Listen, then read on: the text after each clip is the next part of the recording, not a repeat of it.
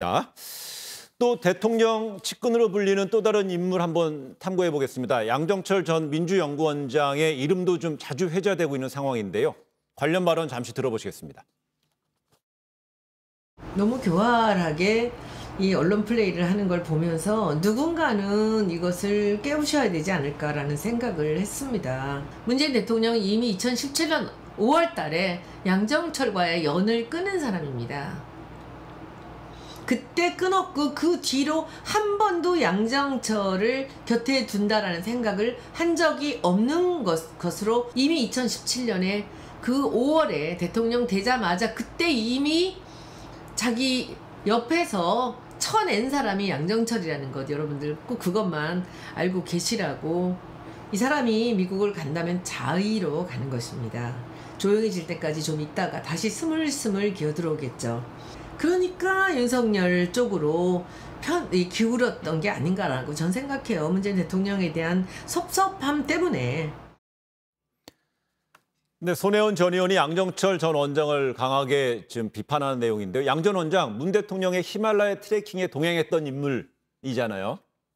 어제 영상 보니까 이제 손혜원 전 의원 발언 굉장히 세시죠. 지금 보시면서 굉장히 세다라는 생각이 드는데 뭐 네. 표현을 보면 교활하다, 뭐 대통령을 팔고 다녔다 이러한 주장도 손혜원 전 의원 이렇게 얘기하고 있습니다. 뭐 이번에 또 이 양정철 전 원장 그 청와대 비서실장 후보군으로 좀 이름이 오르락내리락 했었잖아요. 이 부분에 대해서도 손혜원 의원 이렇게 얘기했는데 이미 문 대통령이 양 전 원장을 2017년부터 버렸다는 주장한 겁니다. 이번에 버린 게 아니라 네. 이미 과거부터 버렸다는 겁니다. 2017년이 뭐 임기 초반에 그렇습니다. 잖아요. 네. 그러면서 또한 덧붙였던 이야기, 양 전 원장이 또 문 대통령에 대한 섭섭함 때문에 윤 총장 쪽으로 기울였다는 주장도 손혜원 전 의원 이렇게 했습니다. 어제 영상에서요. 그러면 손혜원 전 의원하고 양정철 전 원장 감정의 골이 깊은 거예요? 정치권에서 어떻게 분석해요? 두 사람 지난해부터 사실 좀 안 좋아 보이는 분위기였습니다. 이미? 예, 손 전 의원, 양 전 원장을 향해서 많이 컸다라고 지난해 이 총선 기간 때 이러한 표현도 했었는데요. 21대 총선을 앞둔 지난해 4월로 거슬러 올라가 보시죠. 법여건이 180을 해야 된다고 봐요. 저는 여하튼 비례대표를 다 포함해서 300석 중에서 범진보가 180석을 넘기고 되게 정의당이 180석을 합치면 넘기는 그 경계선에 서게 되는 그런 게 되면 제일 좋지 않나? 희망사항입니다만 하여튼 범진보 180, 민생당까지 다 합쳐가지고 비례를 받는 경우에 그것이 불가능한 것은 아니다. 무엇이 노무현 정신이고 문재인 정신이고 조금 깊이 살펴보고 그런 선택을 했으면 하는 아쉬움이 있어서 참 안타깝습니다.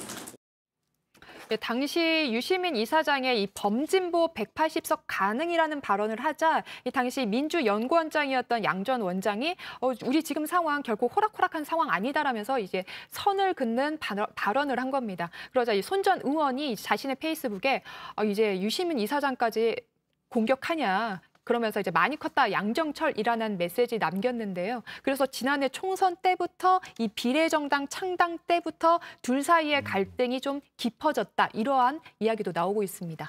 근데 그러니까 이 손혜원 전 의원의 주장이 뭐 시청자 여러분 들으신 대로 상당히 강하잖아요. 근데 또 구체적이기도 해요. 그렇습니다. 네.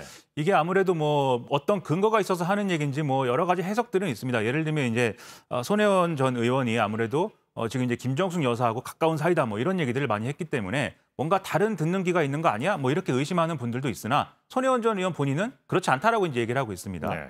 김정숙 여사하고는 이제 과거에 잠깐 이제 학교를 같이 다닐 때 뭐 친했던 경우이지 지금은 그렇게 뭐 친한 관계는 아니다라고 얘기를 하고 있는데 아무튼 결국 이 사건의 어떤 뭐 문제가 시작된 거는 사실은 총선인 거지요. 총선에서 지금 열린민주당이 따로 이제 살림을 꾸렸기 때문에 이 살림을 꾸린 또 근본적인 이유가 양정철 전 원장 등이 추진한 이 비례정당 이 전략 때문인 거죠. 네. 그 당시에 이제 더불어시민당을 창당해가지고 이걸 비례정당으로 활용한다고 하는 여기서부터 이제 전략적으로 갈렸는데 사실은 이 친문 지지층의 분열이라는 것은 그 이전에 이해찬 대표가 전당대회에 출마했을 때부터 사실은 좀 가시화된 바가 있었습니다. 네. 그래서 앞서 말씀드린 유시민 이제 이사장의 180석 발언이 문제가 된 것도 이 180석을 얻을 수 있다라는 주장은 사실 열린민주당에 좀 더 유리한 주장으로 해석될 수가 있는 거거든요. 왜냐하면 이 더불어시민당은 상당히 지금 뭐 여유가 있기 때문에 네. 많은 지지를 받을 것이기 때문에 좀 더 강한 입장을 내고 있는 열린민주당 찍어도 된다. 뭐 이런 얘기 아니냐라는 거에 대해서 양정철 전 원장이 반발을 한 것이니까 결국은 이제 노선 문제가 지금 영향을 미치고 있다.